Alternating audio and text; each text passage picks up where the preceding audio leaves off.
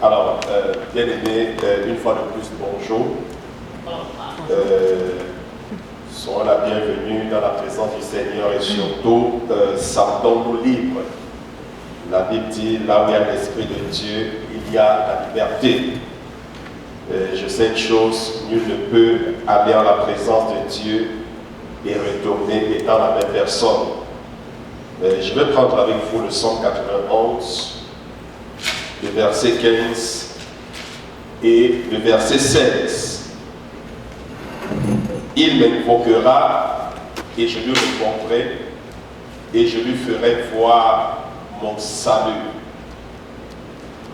Je lui ferai voir mon salut. Il m'invoquera et je lui répondrai et je lui ferai voir mon salut. Bien-aimés, le temps que nous passons en prière avec le Seigneur peut produire la plus grande puissance dynamique jamais vue dans le monde. Et cette puissance peut même changer le cours de l'histoire. La Bible décrit de nombreuses opérations de la prière. Mais ce matin, nous avons parlé de prière, mais ce matin, nous allons voir la prière telle qu'elle s'applique à chacun de nous, individuellement. Amen. C'est important de prier. Comme quelqu'un l'a dit, la prière, c'est la clé. La Bible dit dans Matthieu 6, le verset 6. Mais quand tu pries, entre dans ta chambre, ferme ta porte et prie ton Père qui est là dans le lieu secret. Et ton Père qui voit dans le secret te le rendra. Donc, bien aimé, la Bible nous dit quand nous prions, nous devons entrer dans le lieu secret. Et quand nous prions, le Seigneur nous répond. Alors, nous avons été invités à une prière intime par le Seigneur lui-même. Ça, c'est une invitation. Et ce genre de prière secrète est fondé sur les points que je vais vous mentionner. Quand on parle de la prière secrète, elle est fondée sur quoi? Elle est fondée, sur de bonnes intentions. Sur de bonnes intentions, parce que la Bible dit, nous prions, nous ne recevons pas, mais parce que nous prions mal. Nous n'avons pas de bonnes intentions quand nous prions. Donc, deux, elle doit être fondée sur une bonne relation avec Dieu le Père. Pour que nos prières soient entendues, mais il faudrait qu'on ait une bonne relation avec le Seigneur. Trois, elle est fondée sur une confiance sincère dans le Seigneur. Quand tu t'approches du Seigneur, il faut avoir une confiance absolue, une confiance totale en lui. C'est pour cela que la Bible dit, quand vous demandez quelque chose, croyez que vous l'avez reçu. Vous verrez la chose s'accomplir. Ceci explique la confiance que nous avons au Seigneur. Donc quand tu t'approches et quand tu veux demander quelque chose au Seigneur, il faut avoir une confiance absolue en Dieu. 4. Il faut rejeter toute hypocrisie. Il faut rejeter toute hypocrisie. Bien aimé, nous allons rapidement voir les 5 commandements reliés à la prière. Jésus a dit, priez sans cesse. Vrai ou faux? C'est vrai. C'est un commandement. Vous savez, le Nouveau Testament renferme des commandements. Donc quand il dit prier sans cesse, ça c'est un commandement. Donc, le premier commandement, c'est veiller et prier tout le temps. Ça, c'est le premier commandement relié à la prière. Veiller et prier tout le temps. Alors, nous pouvons voir ceci dans Luc, chapitre 21, le verset 36. Luc, chapitre 21, verset 36. Veillez donc et priez en tout temps, afin que vous ayez la force d'échapper à toutes ces choses qui arriveront et de paraître debout devant le Fils de l'homme. Donc, bien aimé, c'est important de prier en tout temps, en tout temps. Veiller et prier tout le temps. Bref, La prière doit être comme l'air que nous respirons. Hein? On dit, si vous ne respirez pas, sans air, pas de vie. Hein? S'il n'y a plus d'air, on ne peut plus vivre. Donc on doit donc comprendre que la prière doit être un style de vie pour nous, en tant qu'enfants de Dieu. Alors le deuxième commandement lié à la prière, prier afin de ne pas succomber à la tentation. Nous voyons ceci dans Matthieu 26, verset 41. Matthieu 26, verset 41. La Bible dit veillez et priez, afin que vous ne tombiez pas dans la tentation. L'esprit est bien disposé, mais la chair est faible. Donc la Bible nous recommande de prier afin de ne pas succomber à la tentation.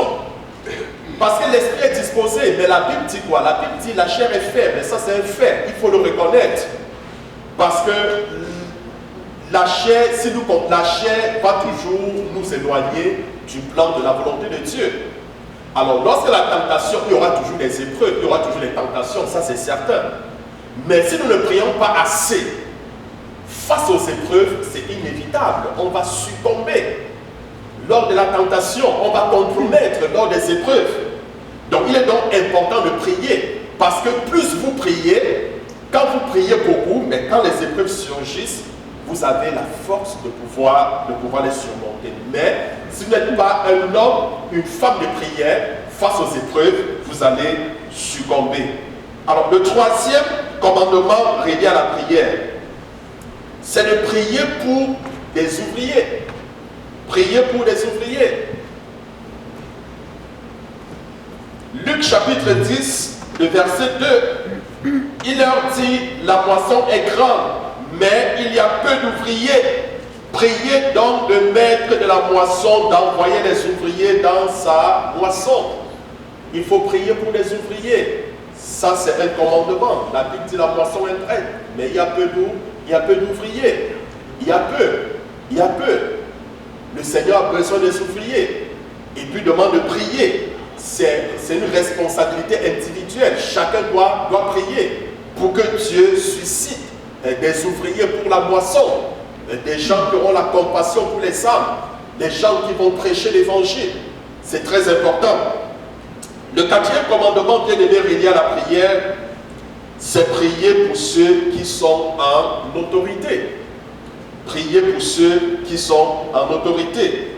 Dans 1 Timothée chapitre 2, le verset 1 et le verset 2. 1 Timothée chapitre 2, le verset 1 au verset 2.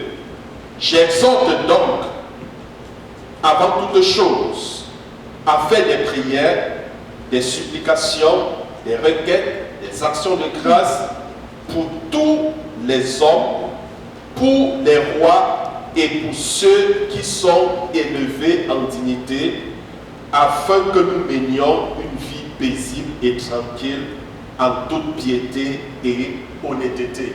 La Bible nous interpelle.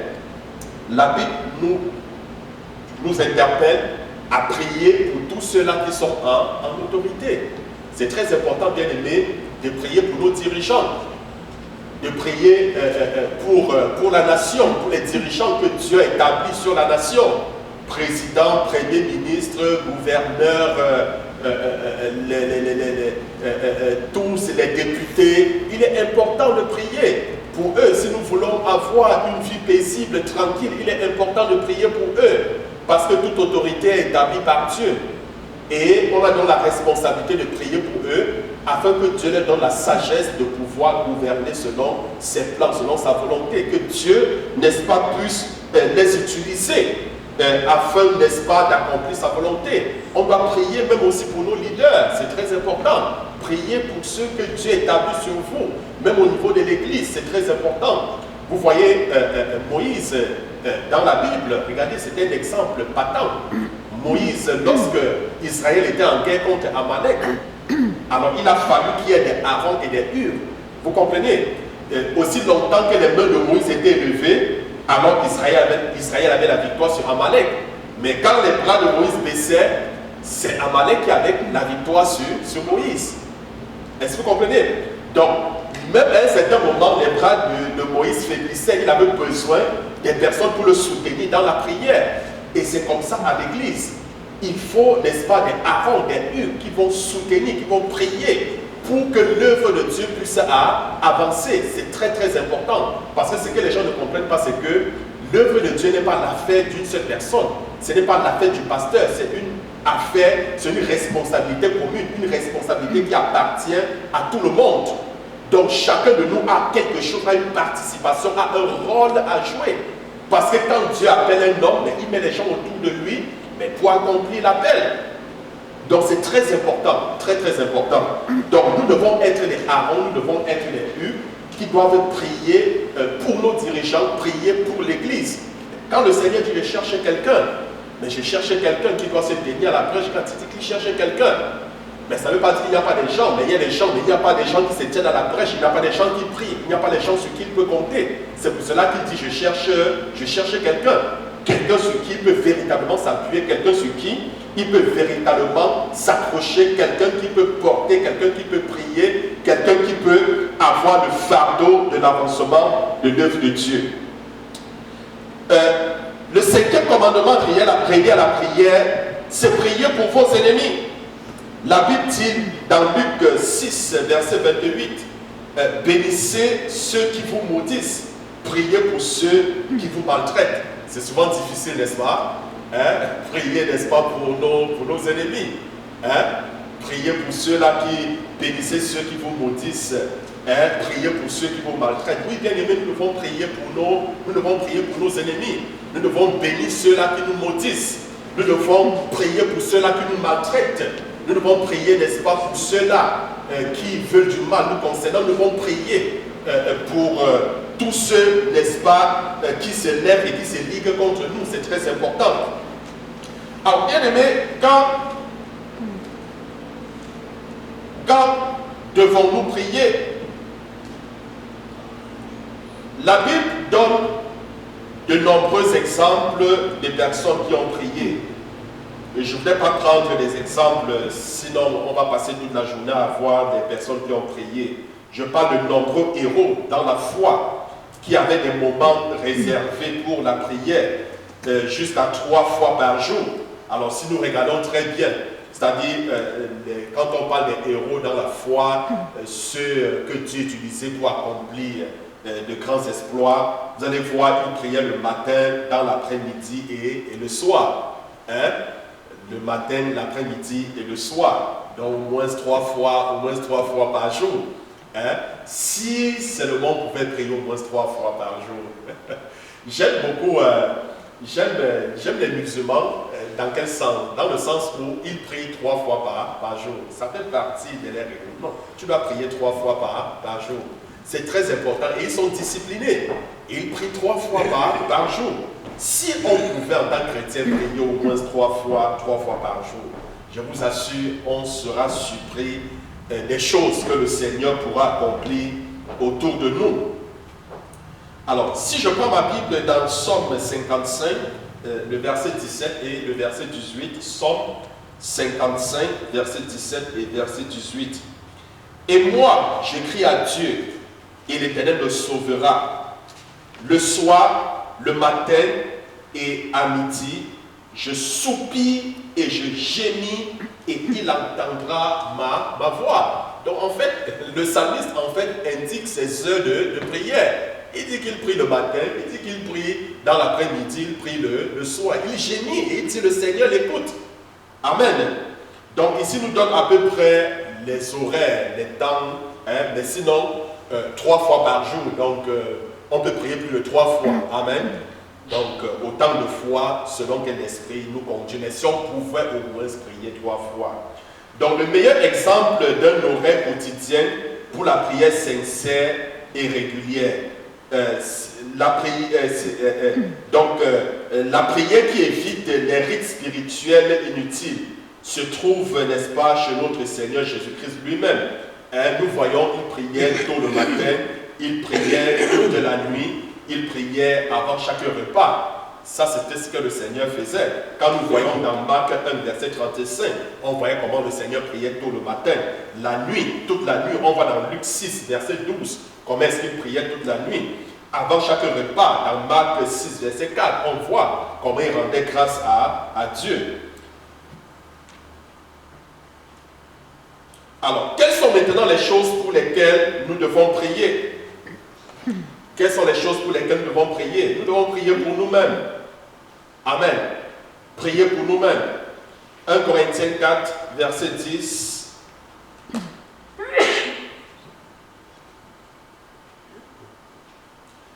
1 Chronique 4, verset 10.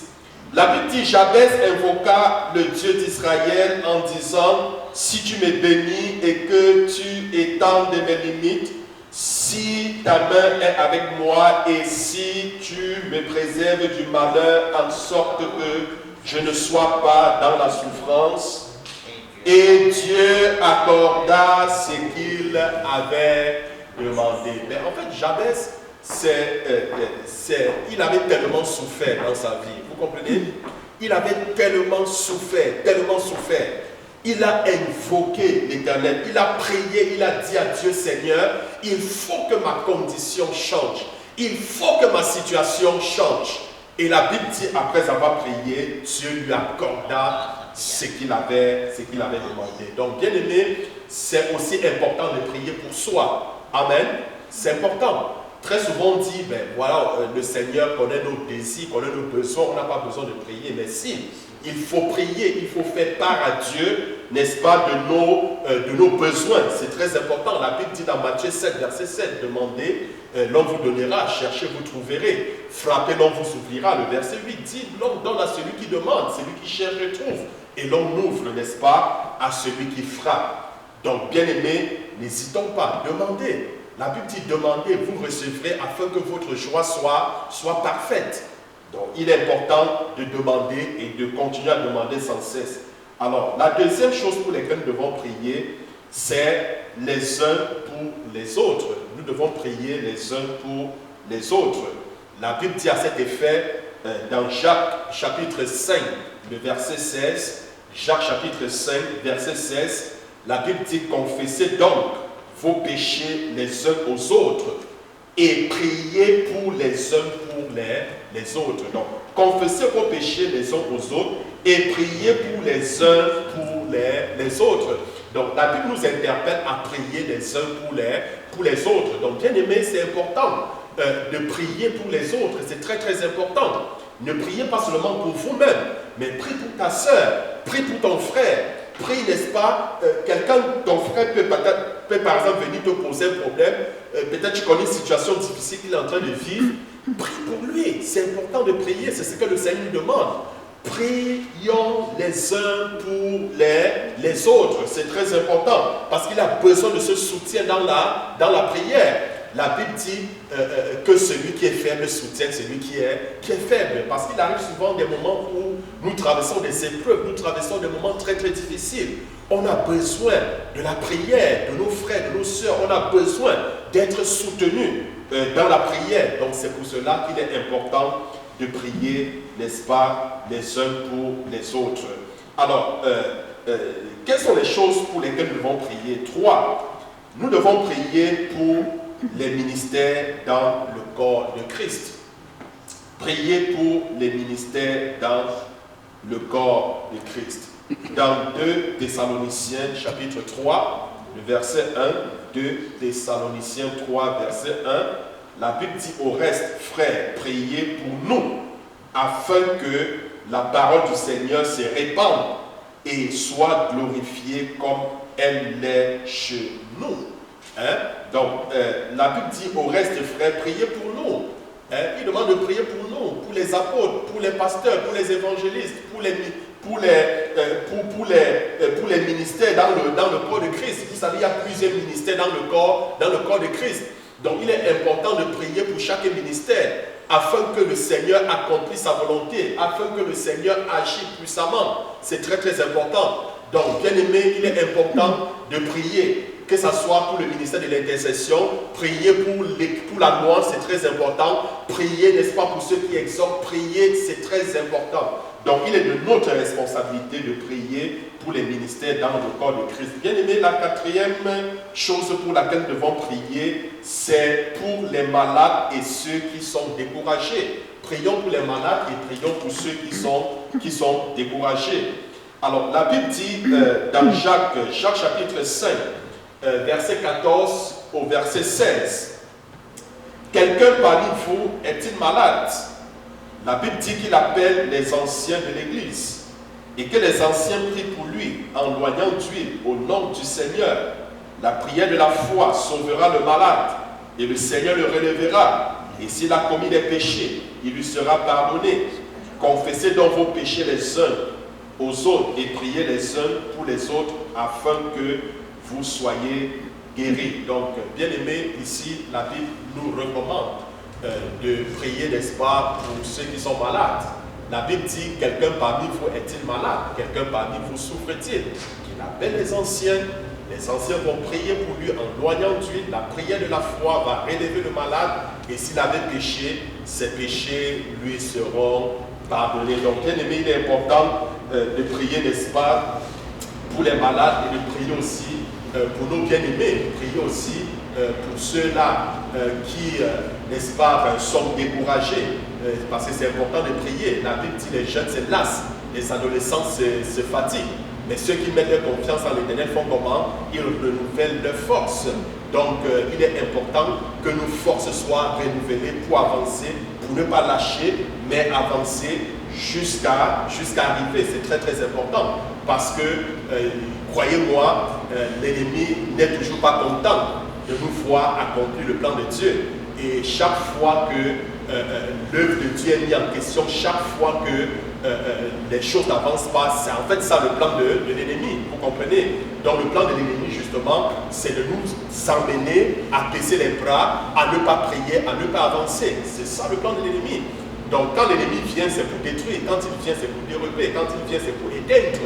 C'est ça le rôle de l'ennemi. Mais nous devons prier afin que le Seigneur, n'est-ce pas, puisse encourager ceux qui sont découragés, qu'il fortifie ceux qui sont faibles, afin qu'on puisse prendre, n'est-ce pas, de nouvelles envols. Alors, pour qui d'autre devons-nous prier? Bien aimé, cinquième point, nous devons prier pour ceux qui sont pris au piège par le péché. Nous devons prier pour ceux qui sont pris au piège par le péché.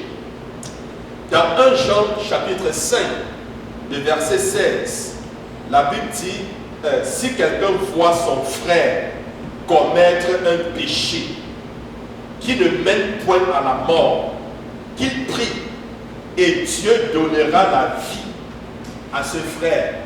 Donc la Bible dit que si tu vois ton frère en train de commettre un péché qui ne conduit pas à la mort, bref, si tu le vois dans un péché, la Bible dit qu'il faut prier pour la personne. Mais souvent, nous avons tendance plutôt à jeter les pierres au lieu de prier pour la personne. Oui, souvent nous avons tendance à critiquer la personne. Oh, il vit une mauvaise vie, elle mène une mauvaise vie. Oh, mais non. Mais prie, si tu vois la personne en train de vivre dans un péché, prie pour la personne. Et Dieu va aider la personne, Dieu va relever la personne.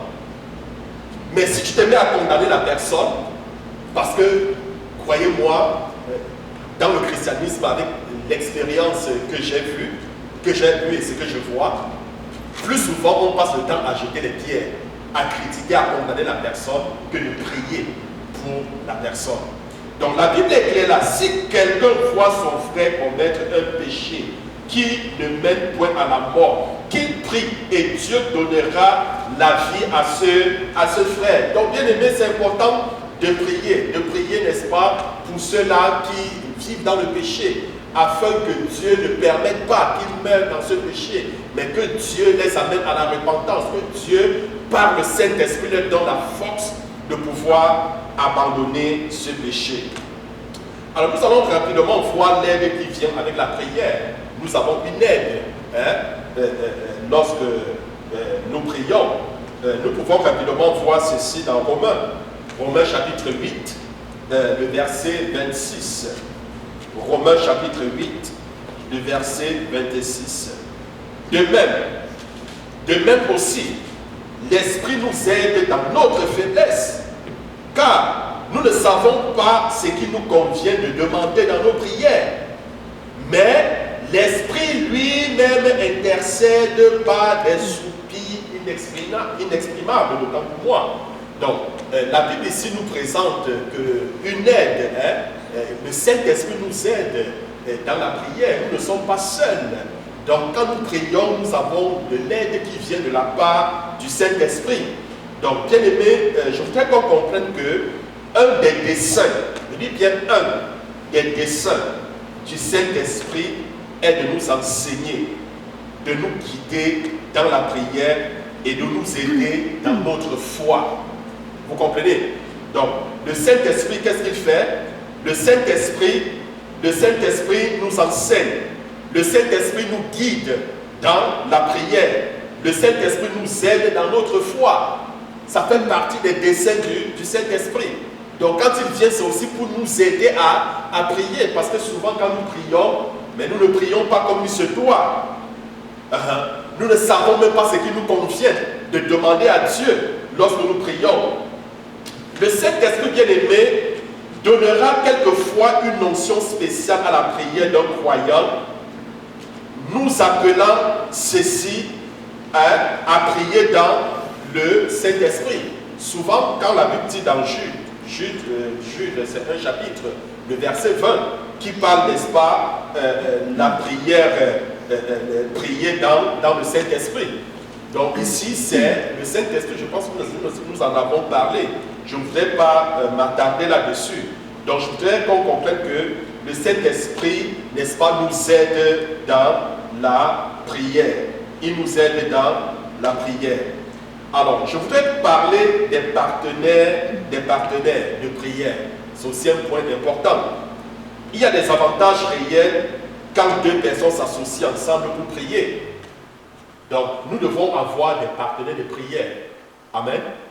Et je dis bien, il y a un avantage lorsque deux personnes s'associent pour prier. Comme on le dit, l'union fait la force. Et la Bible dit, un chasse 1000 et deux mettent 10 000 en fuite. Voilà l'avantage, n'est-ce pas, de se mettre ensemble, de s'associer pour prier. Alors, si moi, je suis capable de chasser 1000 ennemis, alors à deux, on va chasser 10 000. C'est ce que la Bible dit. Alors, je voudrais également qu'on prenne ce passage dans Matthieu, chapitre 18, le verset 19. Matthieu 18, verset 19. Je vous dis encore que si deux d'entre vous s'accordent sur la terre pour demander une chose quelconque, elle leur sera accordée par mon Père qui est dans les cieux. La Bible dit que si deux d'entre vous, en respectant les critères de la prière, si deux d'entre vous se mettent ensemble et demandent une quelconque chose à Dieu, il leur sera accordé. Vous voyez, c'est ça l'efficacité, la puissance de l'unité. Lorsque nous nous mettons, lorsque deux personnes se mettent ensemble pour prier. Alors imaginez donc si l'Église prie. Si l'Église prie, si on se met ensemble, si plusieurs personnes se mettent. Alors bien aimé, si la prière est très efficace, quand deux personnes prient, mais pouvez-vous imaginer la puissance quand toute l'assemblée des enfants de Dieu prie ensemble? Est-ce que vous pouvez imaginer? Lorsque l'assemblée prie tous ensemble, il y a des choses merveilleuses qui se passent. Donc, Dieu appelle aujourd'hui, bien aimé, son peuple à la prière. Je vais chuter par là. Je voudrais qu'on comprenne que Dieu nous appelle à la prière. Dieu nous appelle à la prière. Et il nous appelle à prier plus que jamais. Je dis bien, à prier plus que jamais. La mission de l'Église est de changer des vies individuelles. La mission de l'Église, c'est de changer des vies familiales, des communautés, des villes, des nations entières. Ceci par la prière. Ceci par la prière. Ceci par la prière. Il faut qu'on apprenne à se mettre dans la prière, à prier. C'est même la raison pour laquelle j'avais initié la mobilisation contre les samedis pour la prière. Même nos programmes des mardis, c'était pour impulser l'esprit de prière, pour nous amener dans la prière. Pour que ce feu, pour que cette flamme s'allume en nous. Ma prière, bien-aimée, pour vous ce matin, c'est que Dieu réanime l'esprit de prière en chacun de nous.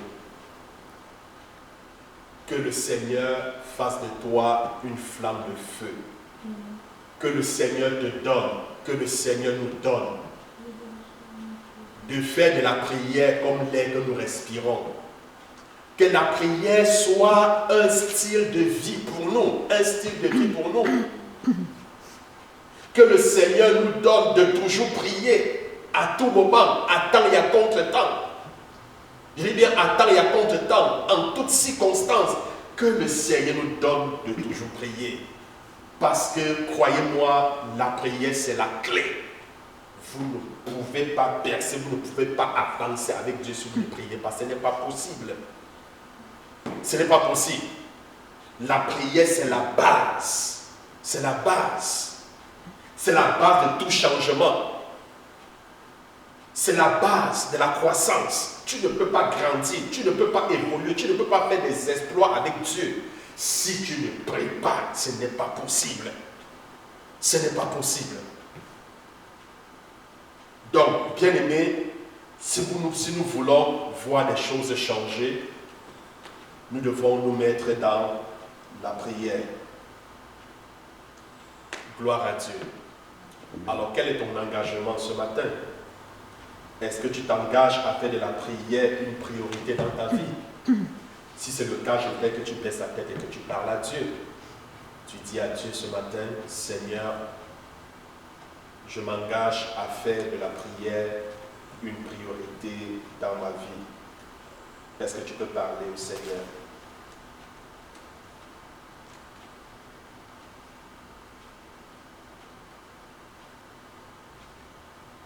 La prière, en effet, doit être une priorité.